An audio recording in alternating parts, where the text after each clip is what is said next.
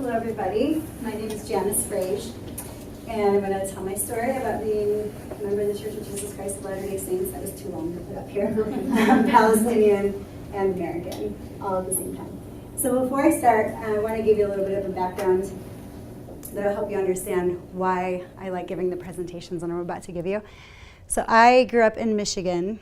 Michigan has the largest concentration of Arab Americans in the United States. There's a city in Michigan called Dearborn, and Dearborn is sort of like they don't call it this, but like the little Lebanon, if you will. It's a highly concentrated city in which Arabs live. And there's a museum there called the Arab American National Museum. And I worked there for 6 years, and I ran the education department. So my job was to educate the public about Arab culture and about Arab American history. And we did that through educational programming, presentations like this, and then also through the arts. So through food and through music and all sorts of things. So about 5.5 years ago, the Spirit told me to move back to Utah. I had gone to BYU, moved back to Michigan because the Spirit told me to. And then the Spirit told me to move back here. So, and it's great to be here. I actually work here at BYU. But I do miss giving these kinds of presentations. So any opportunity that I have to give them, I take them, and I'm very excited. So as I go through the presentation, think of any questions you have, and at the end, I will give you the opportunity to ask questions. So first thing, when I talk about Arab countries or the Arab world, what countries come to mind? What are some Arab countries? Okay, that's actually not one, and I'll explain why in a second. What else? What's that? Persia is not, that's not one either. See, that's why I'm doing this. So, so what are some others? Syria? Yes, Syria is one. Saudi Arabia. Yep, Saudi Arabia. You can't go wrong with that. It has Arabia in it, so. Any others? Yep, Yemen, yeah. Okay, so here is a map. Oh. It's on this one. Oh, okay, got it. Okay, here's a map of the Arab world. So these countries are Arab countries. And I'll explain what makes these countries Arab. So there are 3 what we call unifying factors. So one is that Arabic is the official language of these countries. So the reason why Afghanistan and Iran or Persia are not on here is because Arabic is not the official language of those countries. Arabic is spoken in those countries, but it's not as widely spoken as other languages. The only exception to that rule is Somalia. So Somali is actually the official language, but Arabic is spoken as well. The second thing is that all of these countries belong to the Arab League. And then the third thing is that they have a shared history and culture. But whenever I say that, I want to make the disclaimer that that doesn't mean that everybody is the same, because how could they be, right? So here in America, we have a shared history and culture, but are we all the same? Definitely not. So, I mean, and how could the people in this region be the same, right? I mean, look at how widespread this is. And it covers 3 areas. It covers North Africa, the Levant area, which is Palestine, Lebanon, Jordan, Syria, and then the Gulf, which is like Saudi Arabia and those countries. So it's a wide space. There are millions and millions of people that live there. So even though there are some cultural similarities, there are also some vast differences. Any questions at all about this? Okay, one thing I want to mention, you've heard the term Middle East, right? So people ask the question, can the term Middle East be used interchangeably with the Arab world? And the answer is no. Here's why. So does anybody know how the term Middle East came about? Okay, so the term Middle East was actually coined by the British at the height of the British Empire. So they were labeling the world based on where they were located. So the countries that were the furthest away, they called the Far East. Countries that were the closest, they called the Near East. And those that fell in the middle, they called the Middle East. But guess what? The world has changed quite a bit since the British were in power. And so if you type in, if you do a Google search, for Middle East map, you'll see that they all look different. So some will include countries like Afghanistan and Pakistan, and some won't. Some will include the North African Arab countries, some won't. So for me, I typically don't say I'm Middle Eastern. I usually identify with being Arab or more specifically Palestinian. So speaking of being Palestinian, my parents are from a town called Ramallah, and it is in the West Bank of Palestine. So not going to get too political here, but in Israel, there are two Palestinian sections, the West Bank and the Gaza Strip. My family is from the West Bank. So they're from, it's pretty neat. I mean, they're super close to Jerusalem, Bethlehem, where a lot of stuff went down, historically speaking. So it's kind of cool. And I had a professor here at BYU. So I graduated in the MESA program, the Middle Eastern Studies and Arabic program.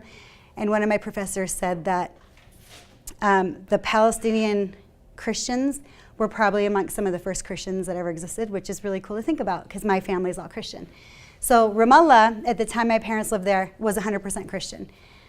After a war in 1967, the demographics changed, and now it's predominantly Muslim. But so I haven't done my genealogy that far back yet, but it is very possible that my ancestors were some of the first Christians that ever existed.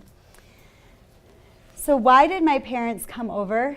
I'll start with my dad. So my parents actually came separately and met in Michigan and got married there. So my dad, who was a total stud, he was 19, and I love this picture. You can't really tell right now, but this is actually, there's a statue of the Mother Mary, like right behind him. It's just such a cool picture. Anyway, so when he was around this age, he decided that he wanted to leave Palestine and go to the United States. My dad's brother, Saleh, was already living there, and so my dad was like, okay, I'm going to go live with him, just get the, opportunity to study in the U.S., and it'll be great. So he goes and lives with his brother. His brother marries a woman from, my dad's brother was living in San Diego. So he goes to San Diego, lives there for a while, and then his brother married a woman from Tennessee, so then they moved to Tennessee. So living in Tennessee in the early 60s as people of color was pretty hard for them. So my dad, even though his skin is fair, he still has like the features. He has the bigger nose. He had a thick accent, so he and his brother got made fun of quite a bit. So then once he graduated from the University of Tennessee, he moved to Michigan. Why Michigan? Because right around that time, the war in '67 that I referenced earlier broke out, and his whole family came over as refugees to Michigan. Why Michigan? Because there are a lot of Arabs there, and you want to live where you're going to feel comfortable. So my dad had the choice of staying in Tennessee, where he got teased every day, or moving to Michigan. So he moved to Michigan and lived with his family. So I'm going to pause his story and talk about my mom's story. So this is my mom's family. If you see the grumpiest one, that's my mom. It's that one, in case you need some help. But she's not usually grumpy, but that picture is just not very good.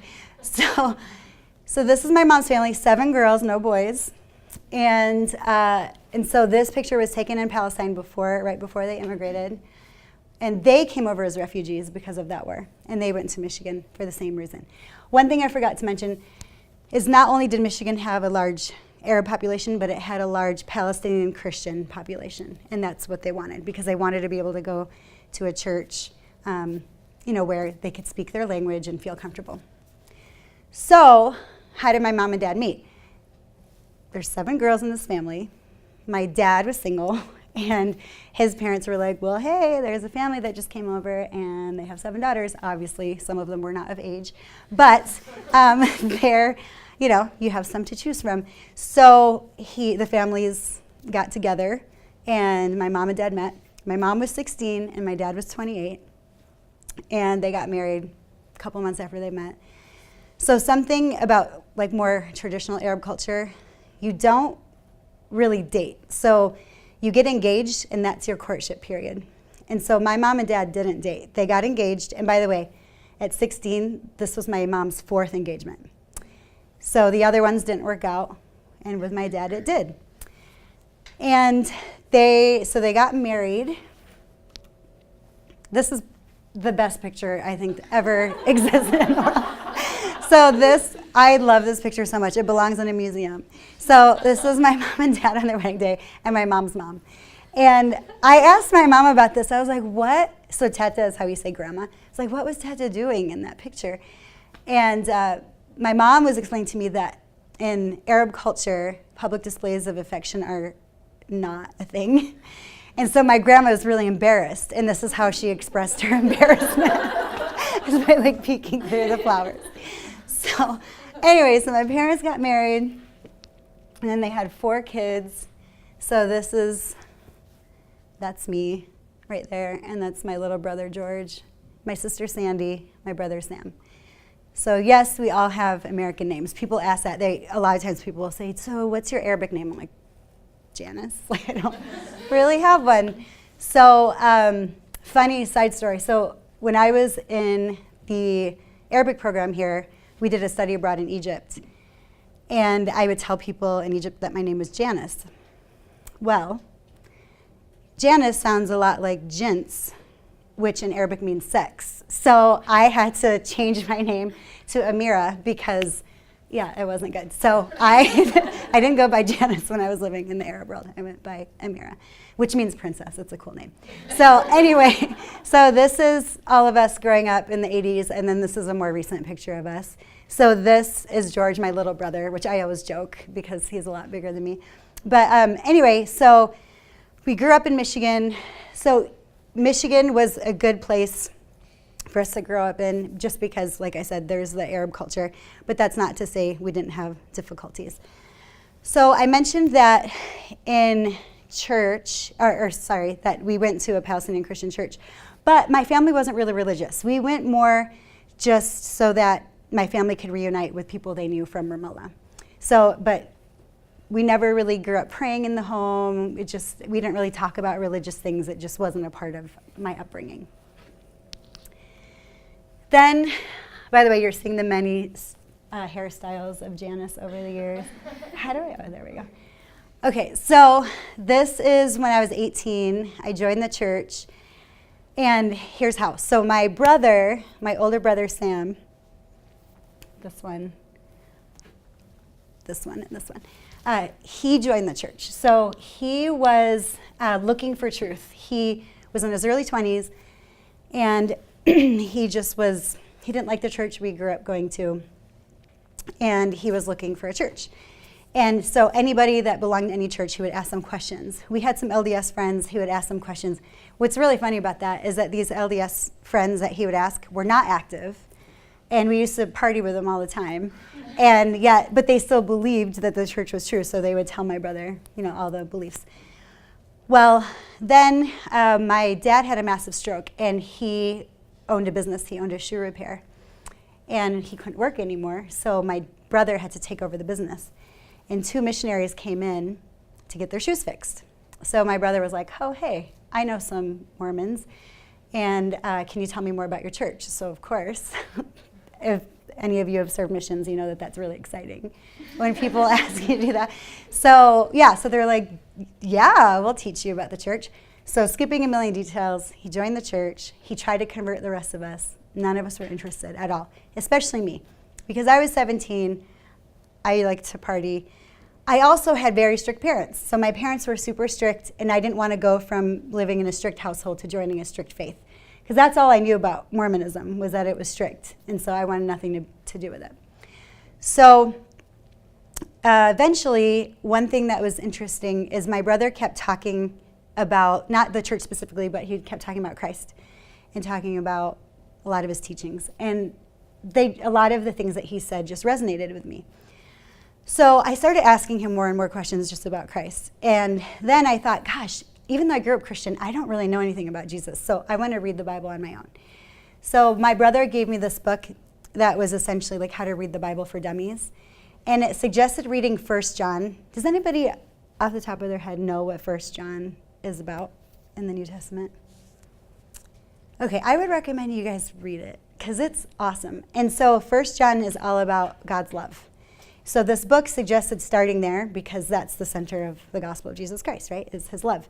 So I was reading it, and it also suggested praying, and I was like, I don't know how to pray. Like, I had really never prayed on my own before. In church, we did the ritualistic prayers. Sorry, I don't think I told you what church I went to. So I went to an Antiochian Orthodox church, which nobody knows what that is. So it's like Greek Orthodox. So in that church, it's a lot like Catholicism. And there are a lot of like set prayers. So we grew up saying the Lord's Prayer and all these other prayers, but I didn't know how to do a personal prayer. So I just winged it, and I did my own thing. And I noticed that I started feeling something. Now I identified it as a spirit, but back then I didn't know what it was. I just knew it felt good. So I decided, one night, let me back up. So I made the decision that I was just going to be a Christian on my own. And I wasn't going to join any church, because what church would I join? They all claim to be true, right? So, but one night I was talking to my brother because I was really confused. So something about my personality is I'm a jumper inner. So if I commit to something, I want to commit fully. But I didn't know how to commit to fully being a good Christian because there were so many ideas of what that meant. So I had friends that were good Christians that partied all the time. I had some friends that were Christian that didn't they didn't even dance. So I was like, well, what do I do? How do I do this? So one night I was talking to my brother, and this is the first time I ever asked him anything about the church, by the way. And this was about a year after he joined. And I was like, hey, why don't you guys drink or smoke or have premarital sex or any of this stuff? And he told me about the word of wisdom, and then I just asked more and more questions, and then this lightning bolt hit me, and I knew the church was true. I mean, it was quick. It was just, I felt electricity go through my entire body, and I knew the church was true. So that was Saturday. Sunday I went to church with him for the first time, and I got baptized 2 weeks later. It was just fast. Again, I told you I was a jumper inner. I just I knew it was true. There was nothing holding me back. Okay, so then the question comes, well, what did your parents think about it? So my parents, even though my brother was a member of the church, so he was known for kind of doing weird things. One time he went to Kentucky for a week and stayed at a monastery. And so so he was known for doing these things. And so they just thought, oh, this Mormon thing is just a phase that he's going through. And then, but for me, because I was younger, and I was planning on going to college and doing all these things, because by the way, I'm the only one in my family besides my dad that went to college. Oh, I don't know what happened here.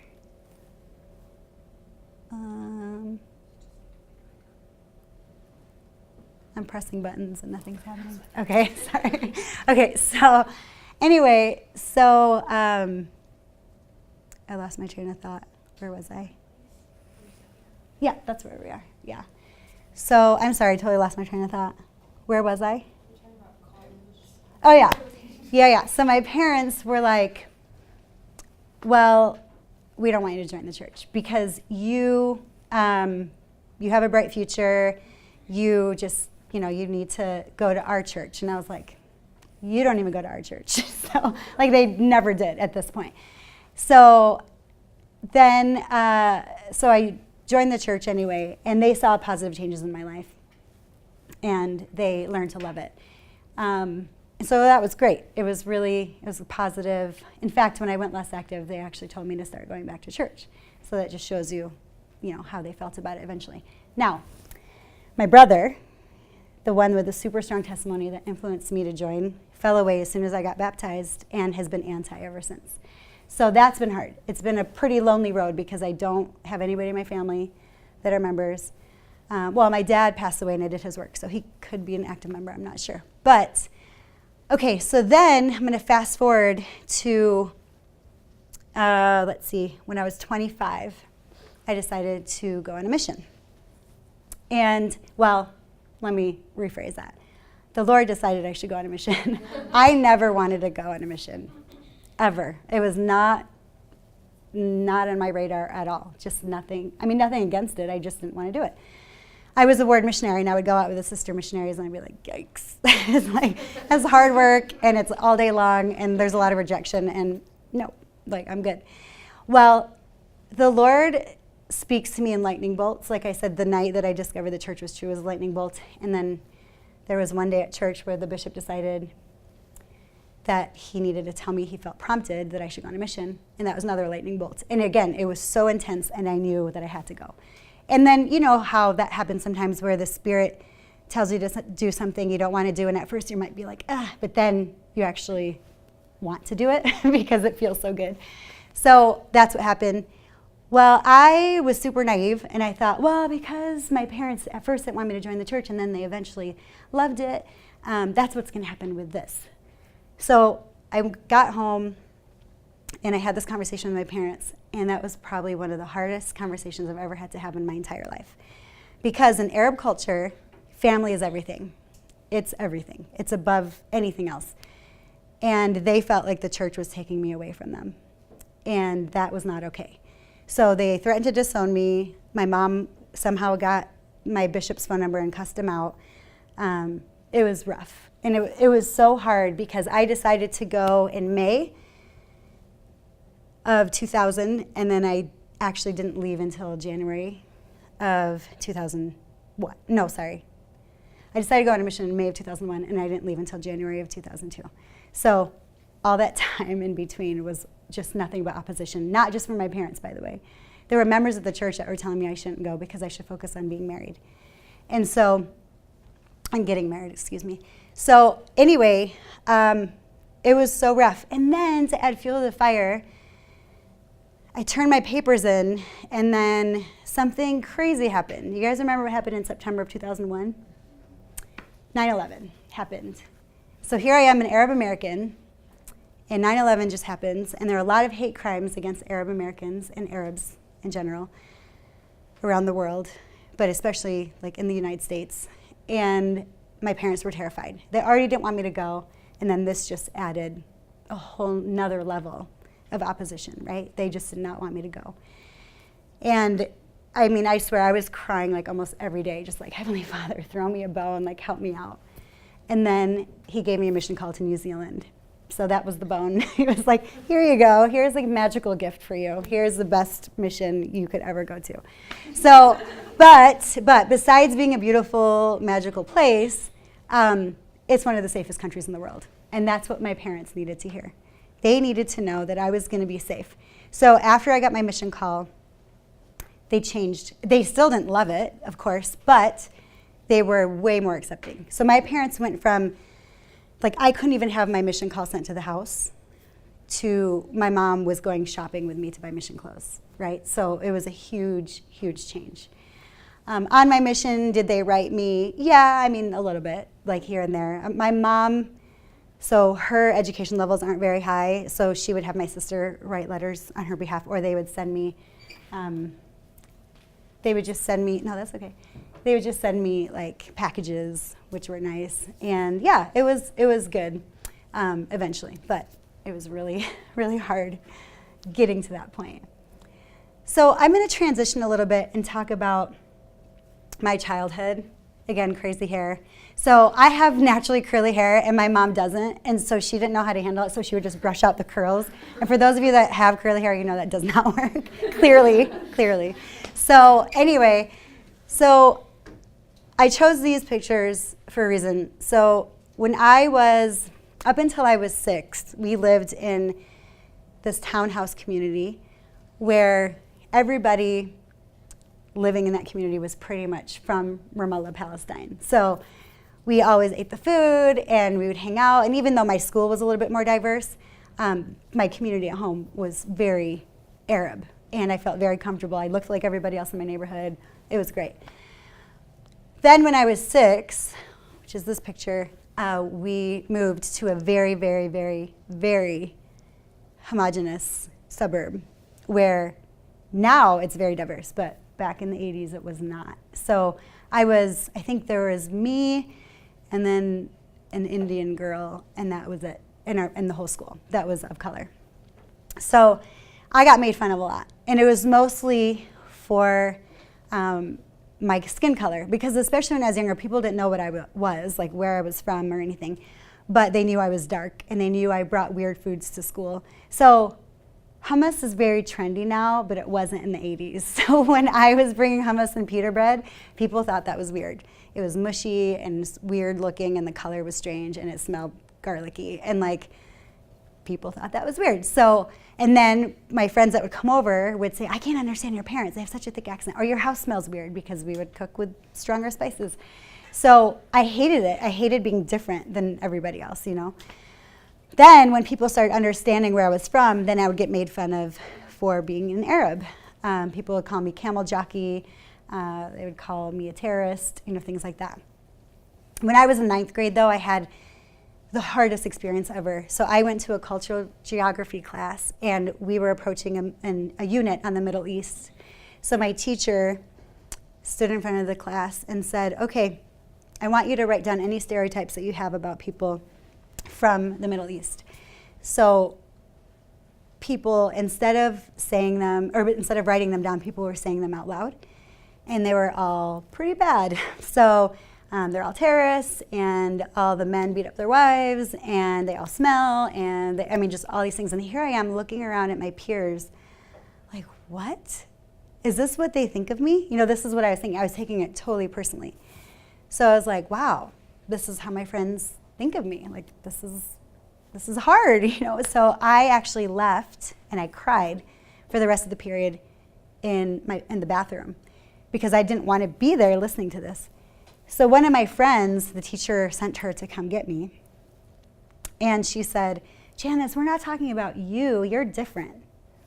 And I was like, is that a compliment? Like, I'm not sure. Like, that, it didn't help at all. I still felt very sad about the fact that my entire 9th grade class was making fun of my culture. So that experience was a defining experience for me, because it helped me realize that, wow, there is a lot of ignorance out there about my heritage. And B, it helped me realize that I had to do something about it. But I wasn't quite ready. So I was still kind of ashamed, and it took me a while to get to this place. Now, what helped me get here? Honestly, joining the church, and here's why. So I joined the church at 18. 6 months later, I got my patriarchal blessing. And my patriarchal blessing talks about my heritage, like, I would say 70% of my blessing talks about my mortal heritage. It says that word, mortal heritage. And that it says that it wasn't by accident that I joined the church, and that there are a lot of other people of my heritage who belong to the church, and that I'll be an instrument amongst the people of my heritage, et cetera, et cetera. So that is actually what helped me go from being an ashamed kid to studying Middle Eastern studies and working at the Arab American National Museum, right? So it was such a blessing that happened. So this next slide, I'm going to talk about the next few slides, I'm going to talk about some of the microaggressions that I've dealt with. So one thing that people tell me all the time is, you don't look Arab. And that's fine, except a lot of times it comes across as a compliment. And that's pretty offensive, right? Like, oh, okay, thanks. I don't know what to say to that. But that phrase makes me laugh, or that sentence makes me laugh, because these are all Arabs here. There are black Arabs, there are super white Arabs, there are blue-eyed Arabs, there are Jewish Arabs, there are Muslim Arabs, Christian Arabs, atheist Arabs, right? So how can we look Arab? And you remember the map, how vast that region was? How could we all look the same, right? So a lot of these pictures are pictures I just pulled from the internet, but a lot of them are actually people I know. So this girl here, she's actually a Palestinian activist. So she's Palestinian just like me, blue eyes, blonde hair. This woman is from, I want to say Algeria. She was from one of the North African Arab countries. This is my cousin, my first cousin. Her mom and my mom are sisters. She's 100% Palestinian, green eyes, fair skin, freckles. And this is my friend Jumana and her husband. They're both Lebanese, and that's her mom. She wears the scarf, but as you can see, she wears it pretty liberally, if you will, where she shows a lot of her hair. And Jumana and her sister both decided that wearing the hijab or the scarf was not for them. This girl up here is from Yemen, very dark skin. She wears the scarf very conservatively. So anyway, the list goes on and on. But my point is that what does it mean to look Arab, right? So we all look very different. Now these sentences up here and questions are all actual questions that I've heard over the years. And some of them were on this campus when I was a student. So when I was a student here of Arabic, there was me and there was another girl who was half Arab, and that was it. So everybody else, they weren't Arab. And so it was weird to me, it was interesting to me, why are these non-Arab students taking Arabic? So I would ask that question. And a lot of times people would say like, oh, I don't know, I just felt the Spirit. Or I knew some Arabs on my mission and I really liked their culture, so I decided to learn their language. And then I got this, more than once. I'm studying Arabic because I'm learning the language of the enemy. So, and these are coming from people who knew my heritage. So it's not like they didn't know, they knew, and yet they still said that to me. So I actually wouldn't even count this as a microaggression. This is more like an aggression. But anyway, so that was really hard to hear. And then this is another thing. Why do all Arabs think this certain way? That's like me saying, why do all Americans like football? Like, yes, a lot of Americans do, but does everybody like football? No, right? Like, I don't. So, I mean, it's just like one of those things that how can you assume that like millions and millions of people all think the certain way? So, and then here's another one. Oh, you're not Muslim? Good. I can't even tell you how many times I've heard that, or variations of that. I'll tell you a story. So I am single, and I use dating apps sometimes. And I was on a dating app, and I met a guy who seemed really cool. His picture, he was really handsome. He served his mission in the same mission that I did, but before. He was Australian, so he had a nice accent, and just he had a lot of things going for him. Well, we decided to talk on the phone, because that's one of my rules with dating, like online dating, is I want to talk on the phone before I meet you in person. So I'm on the phone with him, and everything's going great. And then he says, well, let me back up. On my profile, I just said I'm an LDS Arab. I put that out there because this wasn't LDS Mutual. This was a non-LDS dating site. So I just wanted to make sure that people knew that I was active LDS, and I wanted to make sure that they knew I was Arab, because I wanted to weed out the racists and I wanted to weed out the anti-Mormon people. So anyway, so we're talking on the phone, and he says, oh, so you're LDS? And I said, yeah. And he said, oh, well, so what do your parents practice? And I was like, that's a weird question. And I was like, my dad's not here anymore, but my mom is Christian. Like I grew up Christian. And he says, oh, good. Because if you grew up Muslim, or if your parents are Muslim, I would want nothing to do with you. And I was like, what? Like, I was in shock. And I was like, oh, okay, why? And he said, because they're all barbarians, and they're all murderers, and they're awful people. So he felt comfortable telling me this because he just assumed like, oh, well, she's Christian, so she must hate Muslims too. So I was like floored. And I said, I'm sorry, I find that very offensive. Even though I'm not Muslim and never was, I lived in a Muslim country. I lived in Egypt for almost a year. And I have a lot of Muslim friends. And Dearborn, that city I was telling you about in Detroit, is mostly Muslim. So a lot of my friends are here in the US. And he was like, well, those that claim to be Muslim that are good people aren't really Muslim. And I was like, okay, we're done. So I obviously ended that conversation. But I was just really, it's because I associate myself with very open-minded people. I sometimes am in this bubble of like, oh, everybody's like me, and they all accept everything and everyone. And then you meet somebody like that, and you're like, okay, reality check. So anyway, so there are a lot of other things that I've heard over the years that are way worse than what's on here, but I'll spare you those.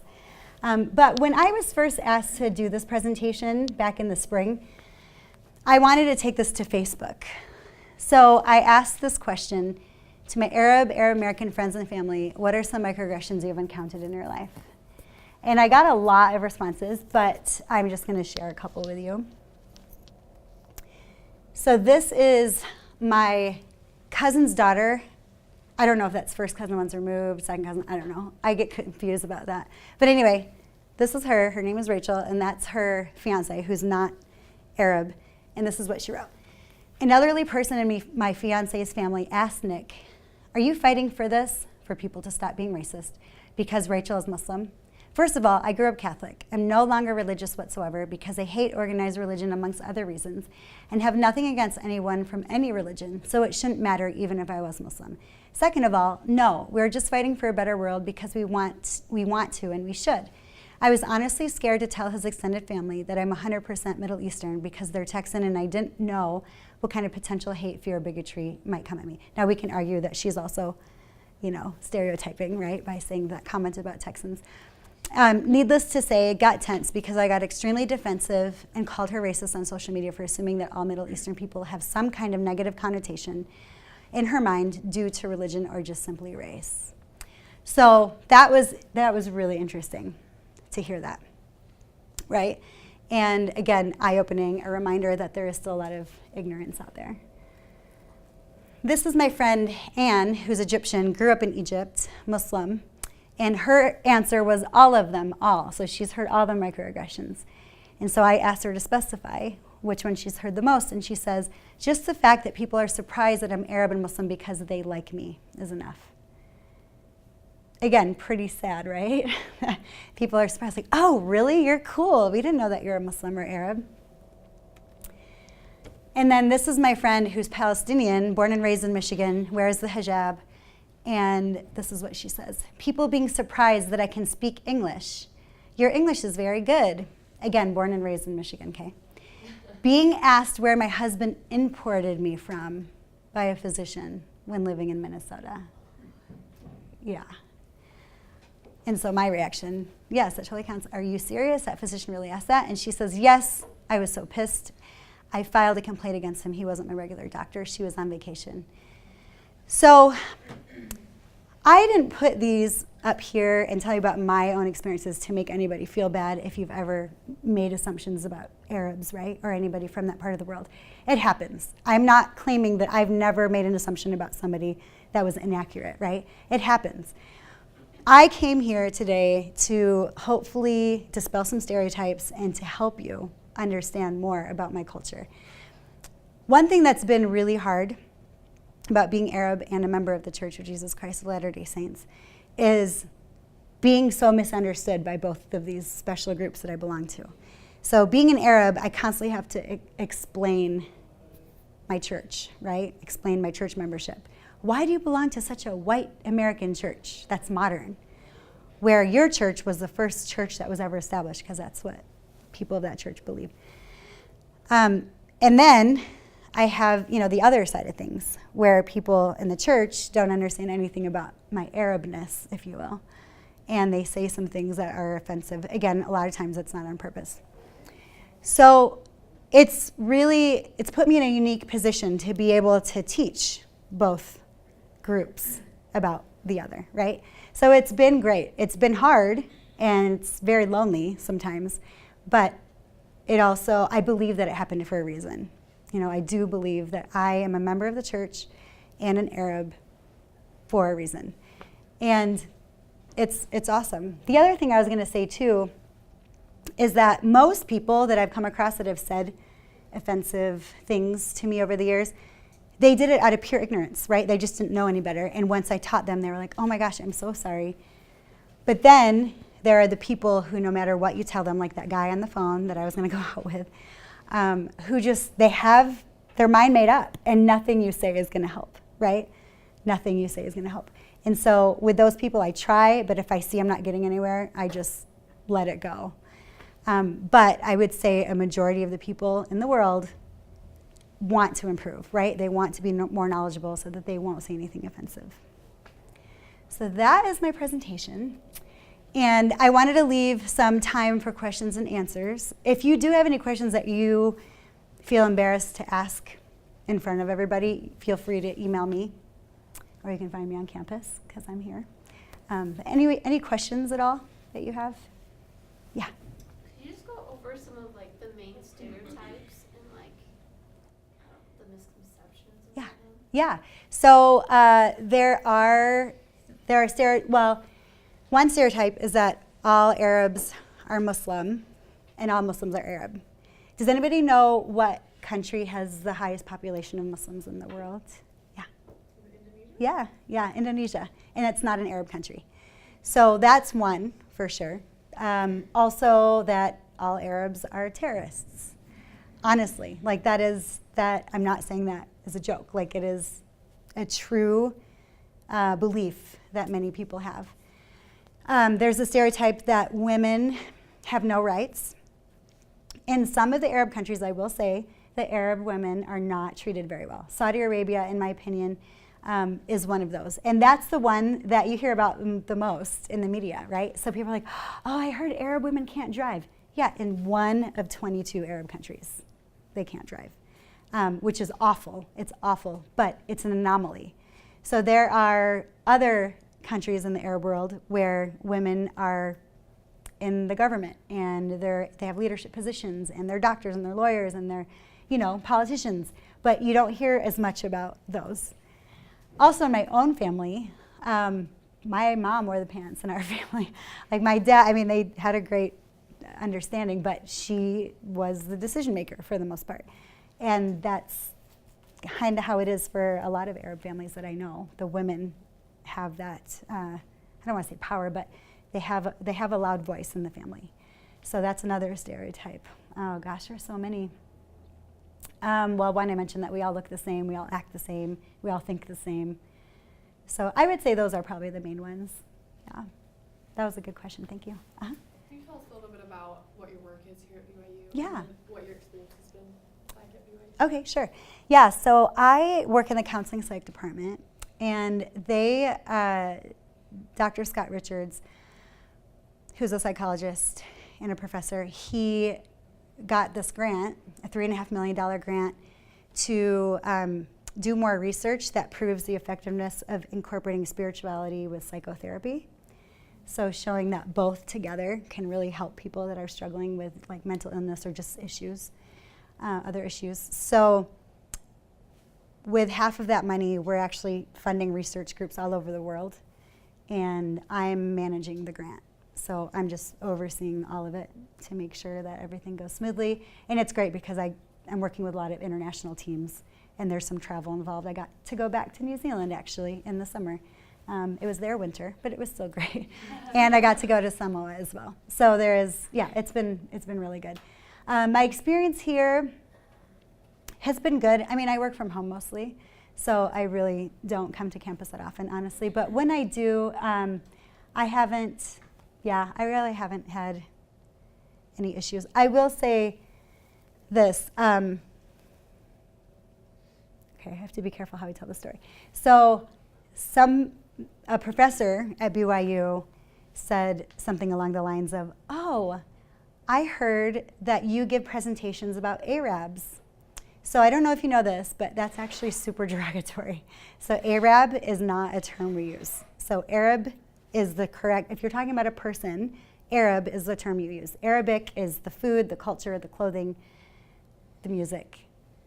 Arab is, the word itself doesn't mean anything, but historically it was used in a derogative way when referring to people from the Arab world. So the fact that a professor said that, like obviously he didn't know, again, it goes back to the comment I made earlier, it was out of pure ignorance, but it kind of took me aback a little bit.